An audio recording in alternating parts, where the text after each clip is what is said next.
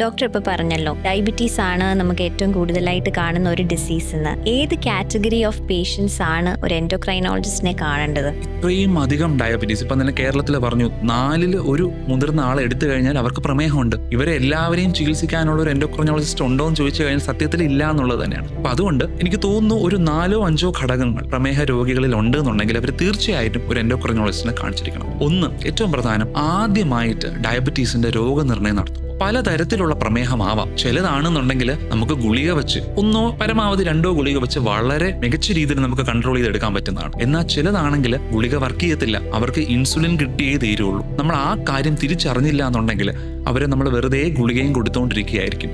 V are treating the patient as a whole. Just blood റിസൾട്ടിനല്ല ചികിത്സിക്കുന്നത്. ഒരു പേഷ്യന്റിന്റെ മൊത്തത്തിലുള്ള കാര്യങ്ങൾ കണക്കിലെടുത്ത് കൊടുക്കാൻ ഒരു endocrinologist would be the best person that I feel. Already complication develop ചെയ്ത് കഴിഞ്ഞ് ഷുഗർ കൺട്രോൾ ബുദ്ധിമുട്ടായിട്ടിരിക്കുന്ന രോഗികൾക്ക്.